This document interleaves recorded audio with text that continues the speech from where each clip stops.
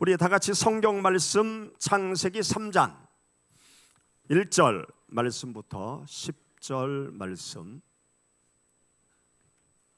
창세기 3장 1절 말씀부터 10절 말씀 뜻을 생각하시면서 다 같이 봉독하시겠습니다. 그런데 뱀은 여호와 하나님이 지으신 들짐승 중에 가장 간교하니라. 뱀이 여자에게 물어 이르되 하나님이 참으로 너희에게 동산 모든 나무의 열매를 먹지 말라 하시더냐. 여자가 뱀에게 말하되 동산 나무의 열매를 우리가 먹을 수 있으나 동산 중앙에 있는 나무의 열매는 하나님의 말씀에 너희는 먹지도 말고 만지지도 말라, 너희가 죽을까 하노라 하셨느니라. 뱀이 여자에게 이르되 너희가 결코 죽지 아니하리라. 너희가 그것을 먹는 날에는 너희 눈이 밝아져 하나님과 같이 되어 선악을 알 줄 하나님이 아심이니라. 여자가 그 나무를 본즉 먹음직도 하고 보암직도 하고 지혜롭게 할 만큼 탐스럽기도 한 나무인지라. 여자가 그 열매를 따먹고 자기와 함께 있는 남편에게도 주매 그도 먹은지라. 이에 그들의 눈이 밝아져 자기들이 벗은 줄을 알고 무화과 나무 잎을 엮어 치마로 삼았더라. 그들이 그날 바람이 불 때 동산에 거니시는 여호와 하나님의 소리를 듣고 아담과 그의 아내가 여호와 하나님의 낯을 피하여 동산 나무 사이에 숨은지라. 여호와 하나님이 아담을 부르시며 그에게 이르시되 어디 있느냐. 이르되 내가 동산에서 하나님의 소리를 듣고 내가 벗었으므로 두려워하여 숨었나이다. 아멘. 오래전에 연말 성탄절을 앞에 두고 교회에서 특별 행사를 했습니다. 어떤 행사를 했는가 하면 가정에 성탄절 트리를 만들어 놓고 어떤 가정이 창의적으로 예쁘게 트리를 만들었는지 점수를 매겼어요.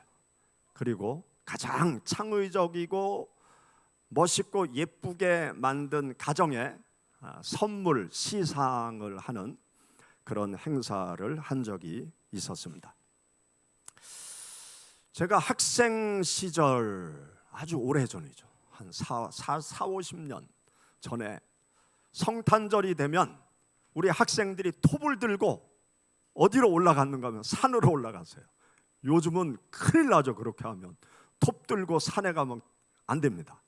그런데 한 40-50년 전에는 톱 들고 산에 가서 나무 다 베다가 뗄나무로 쓰는 시절이라 연말이 되면 교회 학생들이 톱 들고 산으로 올라가서 성탄 트리 할 만한 소나무를 잘라가지고 내려와서 교회 화분에 심어놓고 거기에 온갖 장식을 예쁘게 했어요. 거기에 반짝반짝 불도 등불도 달아놓고 또 반짝반짝 빛나는 여러 가지 그 장식물들을 달아놓고 성탄절을 재밌게 은혜롭게 보냈습니다. 산에 가서 성탄 트리 나무를 해다가 화분에 심어서 아주 예쁘게 장식을 해놨단 말이죠. 그러면 그 성탄 트리 나무가 살아있는 나무일까요? 죽은 나무일까요? 왜 죽은 나무예요? 그 소나무 밑둥에서 잘라가지고 왔기 때문에 지금 현재는 그 소나무에 수분도 남아있고 영양분도 남아있어서 아주 푸릇 파랗게 살아있는 것 같지만 시간이 지나면 어떻게 될까요? 시들하면서 그 이파리가 하나 둘 떨어지고 거기에 예쁘게 장식을 해놨어도 나중에 어디에 갖다 버려요? 쓰레기통에 갖다 버리든지 아궁이에 쳐놓고 불을 확 떼든지 그렇게 나중엔 처분을 당할 나무가 성탄절 트리 나무인 것입니다. 우리 인생들이 마치 성탄절 트리 나무와 똑같습니다. 하나님과 우리 인생들이 단절되어졌어요. 하나님과 단절되어진 인생들, 자기 마음대로 세상을 활개치면서 멋있게 세상을 살아가고 있죠.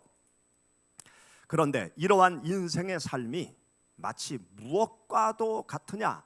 성탄절 트리 나무와 같은 것이 하나님을 떠나서 잘 살아가고 있는 인생들의 모습인 것입니다.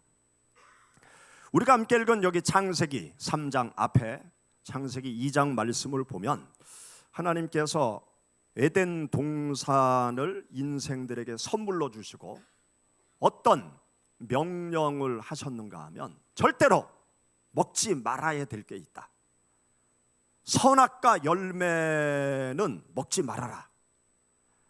동산 중앙에 특별한 두 나무가 있는데 하나는 선악을 알게 하는 나무가 있고 하나는 무슨 나무가 있었을까요? 오, 맞아요. 영원히 살게 하는 생명나무 열매가 있었어요. 그런데 생명나무 열매는 마음껏 먹어도 된다. 그런데 선악을 하는 나무의 열매는 먹지 말아라. 그것을 먹으면 반드시 어떻게 된다? 죽는다. 그렇게 하나님께서 말씀을 하셨어요. 하나님께서 이렇게 말씀하셨음에도 불구하고 아담과 하와는 하나님의 말씀에 순종하기를 거부하고 누구의 말에 순종을 했는가 하면 마귀의 말을 따라갔어요. 마귀가 어떤 말을 했는가 하면 선악과 열매를 따먹으면 죽지 않는다. 하나님께서 하시는 말씀과 완전히 반대의 말을 마귀가 한 거예요. 그러니까 이 아담과 하와가 하나님의 명령을 잊어버리고 마귀가 먹어도 죽지 않는다, 하나님과 같이 된다, 그 말을 듣고 마귀의 말에 순종을 했어요. 그리고 선악과 열매를 따먹었던 거죠. 그런데 선악과 열매를 따먹고 난 다음에 아담과 하와가 죽었나요? 멀쩡하게 살아있어요. 멀쩡하게 살아있어. 누구 말이 맞아요? 하나님 말씀이 맞아요? 마귀 말이 맞아요? 마귀 말대로 안 죽어. 선악과 열매를 따먹었는데 안 죽었어요. 선악과 열매를 따먹고 나서 계속 활동을 하더라고요. 무화과 나뭇잎으로 옷도 만들어 입고요. 하나님이 찾으니까 나무 뒤로 도망가서 숨기도 하고요. 그리고 부부싸움도 막 해. 누가 그 선악과를 따먹으라고 그랬냐? 그러니까 아담이 자기 부인한테 하나님이 나한테 주신 아내가 나한테 먹으라고 그래서 제가 먹었어요. 그러니까 하와는 기분 좋겠어요. 아이고, 세상에 믿을 놈 아무도 없네. 속으로 그랬을 거 아니에요. 부부 사이가 막 갈라지기 시작했어요. 아니, 선악과 따먹으면 반드시 죽는다, 하나님이 말씀하셨는데 마귀가 안 죽어, 따먹어도 돼. 근데 마귀 말대로 정말 죽지 않는 거예요. 죽지 않고 옷도 해 입고 부부싸움도 하고 하나님이 찾으니까 도망도 가고 안 죽네. 그런데요, 안 죽나요? 아담과 하와는 마치 무엇과도 같은 존재가 되었는가 하면 성탄절 트리와도 같은 존재가 된 거예요.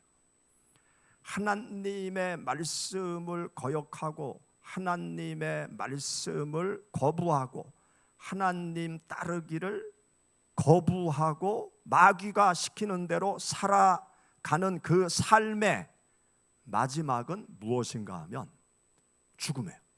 그 마지막은 지옥이 기다리고 있는 거예요. 지금 당장은 죽지 않았지만 머지않아 결국 성탄절 트리와 같이 쓰레기통으로 그 불 아구 속으로 들어갈 수밖에 없는 성탄절 트리와 같은 존재가 하나님의 말씀에 불순종하고 마귀의 말에 순종해서 선악과를 따먹은 아직 죽지 않은 아담과 하와의 종말인 것입니다. 하나님의 말씀에 불순종하고 마귀의 말에 순종하면서 살아가는 인생들은 현재 살아있으나 앞으로 죽어서 영원히 지옥 불에 떨어질 수밖에 없는 존재들이 인생들의 마지막 결과인 것입니다. 로마서 1장 32절 또 2장 8절 말씀 가운데 보면 하나님을 떠난 인생들의 마지막이 무엇인가를 우리들에게 가르쳐주고 있어요. 로마서 1장 32절 말씀 가운데 보면 그들이 이 같은 일을 행하는 자는 사형에 해당한다. 이 같은 일은 무엇이냐? 하나님을 인정하지 않고 하나님의 말씀을 받아들이지 않고 자기 마음대로 자기 뜻대로 세상을 살아가는 인생들의 마지막은 무엇이냐? 하나님이 사형이다. 그렇게 선언하고 있습니다. 또 로마서 2장 2절 말씀 가운데 보면 이런 일을 행하는 자에게 하나님의 심판이 진리대로 되는 줄 아노라. 하나님의 심판이 기다리고 있다는 것을 말씀하고 있습니다. 그런데 인생들은 그것을 모르죠. 또 애써 잊고 살아가려고 해요. 그리고 현재만 바라보면서 인생들이 세상을 살아가고 있습니다. 선악과를 따먹고 결국 멸망의 길로 갈 수밖에 없는 인생들, 그 마지막은 바라보지 않아요. 그리고 현재만 늘 바라보고 있습니다. 아담과 하와가 선악과를 따먹고 마귀가 너희가 죽지 않는다, 그 말을 듣고 죽지 않았어요. 그리고 살았어요. 선악과를 따먹고 죽지 않은 아담과 하와가 마지막 죽음이 올 거리라는 것을 다 잊고 오늘을 살아가고 있는 거죠. 그러면서 아담과 하와가 선악과를 따먹은 후에 제일 먼저 한 일이 무엇입니까? 제일 먼저 무엇을 했습니까? 옷을 만들어 걸쳤어요. 소율이가 주일학교에서 너무나 잘 배운 것 같아요. 주일학교 선생님 또 우리 목사님한테 설교 말씀을 너무나 잘 배운 것 같아요. 옷을 해서 걸쳐 입었어요. 왜 옷을 해서 걸쳐 입었습니까? 부끄러워서. 벌거벗은 게 부끄러워서 옷을 해 입었어요. 그런데요, 아담과 하와는 선악과를 따먹기 전까지 옷을 입고 있어요? 안 입고 있었어요? 안 입고 있었어요. 안 입고 있었는데 선악과를 따먹기 전까지는 부끄러움을 알았을까 몰랐을까? 전혀 몰랐어요. 선악과를 따먹기 전에는 하나님의 말씀에 순종해서 살 때는 자연 그대로 살아가는 그 생활 자체가 하나도 부끄럽지 않았어요. 그런데 선악과를 따먹고 나니까 갑자기 부끄러움이 다가온 거예요. 그래서 부끄러움을 가리기 위해서 아담과 하와가 무화과 잎으로 옷을 해 입었다. 그렇게 여기 성경 말씀에 기록되어지고 있습니다. 선악과를 따먹고 난 후 인간에게 생겨난 변화, 무엇인가 걸치지 않으면 부끄럽다는 생각이 든 거예요. 무엇인가 걸쳐야 부끄럽지 않다는 생각을 갖게 된 거예요. 여러분, 아주 중요한 교훈이 여기에 담겨져 있습니다. 선악과를 따먹고 하나님의 말씀에 불순종하고 마귀의 말에 순종하면서 선악과를 따먹은 인생들에게 나타난 변화가 뭔가 하면 뭔가 걸쳐야 부끄럽지 않다는 생각이 든 거예요. 그 전에는 자연 그대로의 모습으로 살아가도 당당하고 기쁘고 즐겁고 행복하고 하루하루 보람된 삶을 살아갔어요. 그런데 선악과를 따먹는 마귀의 말에 순종하는 그때부터는 뭔가 걸쳐야 부끄럽지 않다는 생각을 인생들이 갖기 시작한 것입니다. 여러분, 우리 인생들의 삶이 지금 어떻습니까? 무엇인가 걸쳐야 부끄럽지 않다고 사람들이 생각을 하고 있지 않아요? 무엇인가 좀 나를 치장을 해야 당당하고 또 멋진 인간처럼 스스로 느끼고 다른 사람한테도 나는 이런 사람이다 그러면서 뭔가 자랑을 하면서 어깨 으쓱하면서 세상을 살지 않습니까? 뭔가 걸쳐야, 뭔가 치장을 해야, 뭔가 나를 포장을 해야 멋진 사람이라고 우리가 착각을 하면서 이 세상을 살아가고 있는 모습을 우리 모두가 보고 있습니다. 사실은 자연 그대로의 모습 속에서 기쁘고 즐겁고 행복하고 나의 가치를 느끼면서 살아갈 수 있는 존재로 하나님은 우리를 창조하신 거예요. 우리가 하나님의 말씀에 순종하고 하나님의 뜻대로 살아가고 하나님 안에 온전히 거해서 하나님께로부터 오는 영원한 생명, 하나님께로부터 오는 신령한 그 은혜의 강줄기를 퍼 마시면요, 아무것도 걸치지 않아도 자연 그대로의 모습으로, 나의 모습 그대로 기쁘고 즐겁고 자랑스럽게 당당하게 이 세상을 살아갈 수가 있습니다. 그런데 하나님을 떠나고 하나님으로부터 멀어지기 시작할 때부터 뭔가 걸쳐야, 나를 포장해야, 뭔가 나를 장식을 해야 뭔가 특별한 존재라고 느끼고 또 뽐내면서 살아가고 있어요.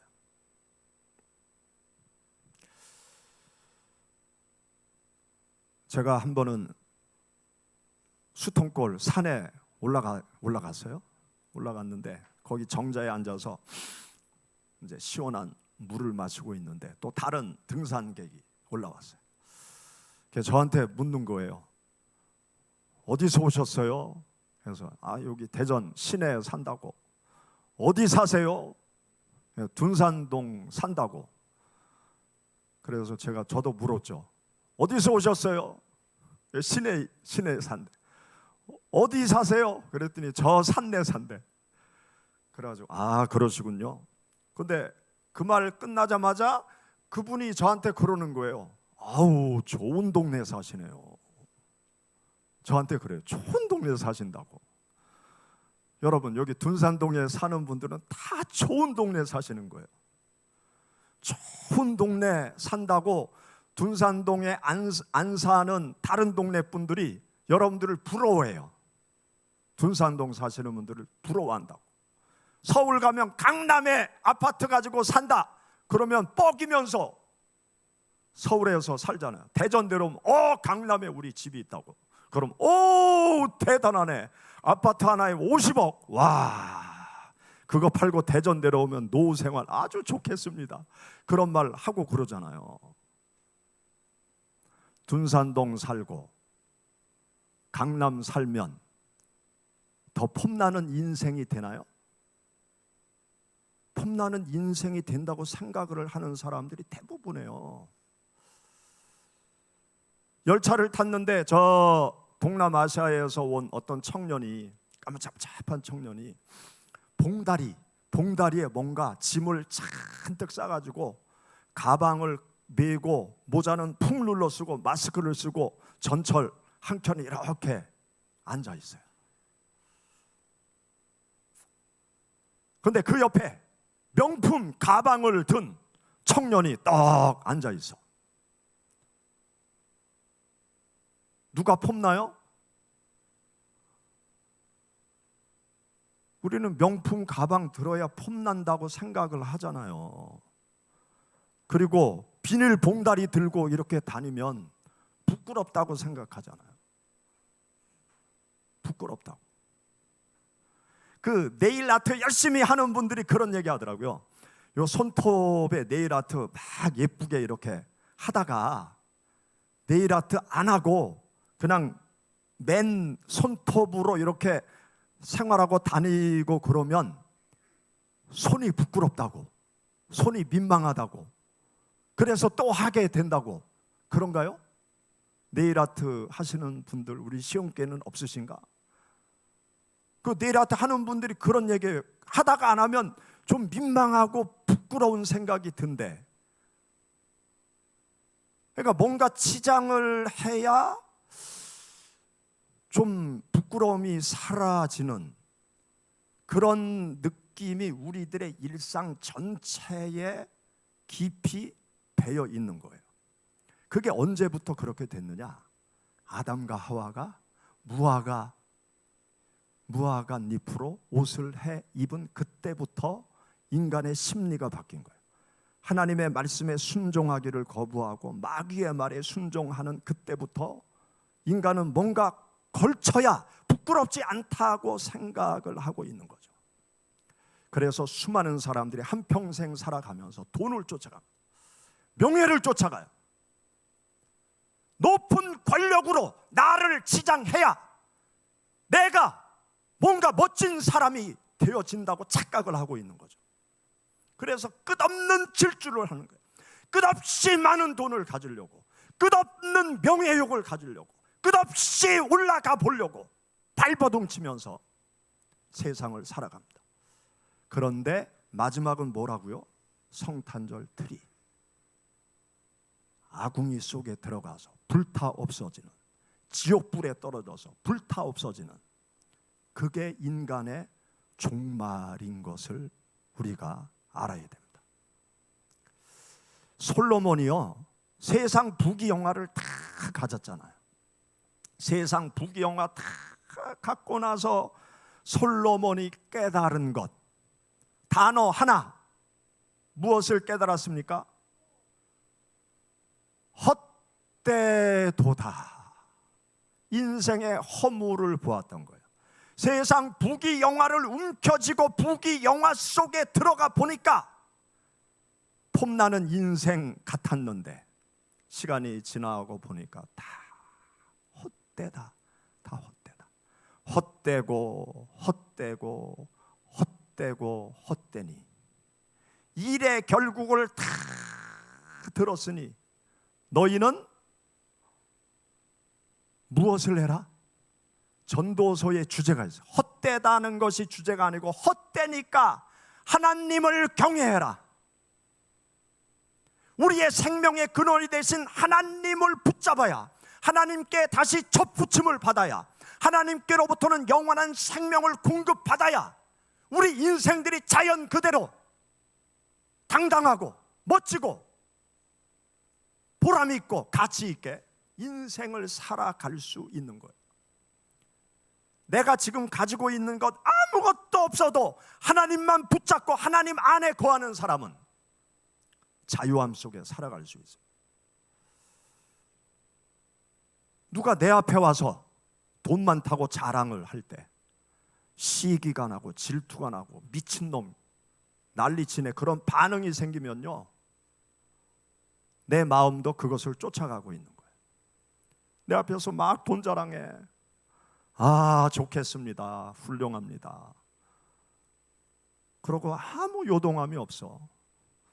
있으면 좋은데 없어도 난 잘 살 수 있어. 그런 마음이 자연 그대로의 마음이 하나님을 가까이 하고 하나님의 생명을 공급받는 자의 마음이에요. 우리가 하나님과 온전히 연결이 되고 하나님께서 주시는 생명을 내 안에 품고 있으면요, 그냥 나는 나로서 자연 그대로 기쁘고 만족스럽고 감사한 삶을 우리 모두가 살아갈 수가 있는 것입니다. 우리가 이 세상을 살아가면서 하나님과 다시 손을 잡는 것, 하나님과 연결되는 것, 하나님께 서로부터 오는 생명을 공급받는 것, 이게 가장 중요한 것입니다.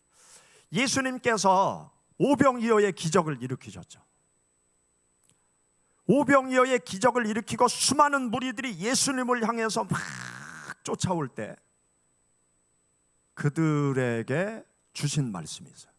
육신의 배고픔을 해결받은 수많은 무리들이 육신의 욕망을 더 채우려고 예수님께 다가올 때 예수님께서 그들에게 주신 말씀이 있어요.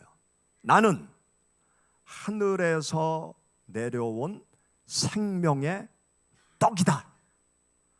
나를 먹으면 너희가 영원히 살 수 있다. 그렇게 예수님께서 말씀하셨어요. 예수 그리스도는요, 우리들의 생명의 떡이에요. 예수 그리스도를 믿으면 우리는 영원히 살 수 있습니다. 예수 그리스도를 마음에 품고 예수 그리스도와 하나가 되어서 살아가면 우리는 어떤 환경 속에서도 자족하며 기뻐하며 즐거워하며 감사하며 살아갈 수가 있습니다. 여러분들이 우리들의 생명의 근원이 되신 예수 그리스도, 그분을 다시 붙잡으시기 바랍니다. 예수 그리스도를 마음속에 품으시기를 바랍니다. 그리고 예수 그리스도의 말씀에만 순종하면서 살아가심으로 말미암아 에덴 동산의 축복을 회복해 가시기를 주의 이름으로 축원합니다. 우리 말씀을 생각하면서 하나님 앞에 이 시간 기도드리겠습니다.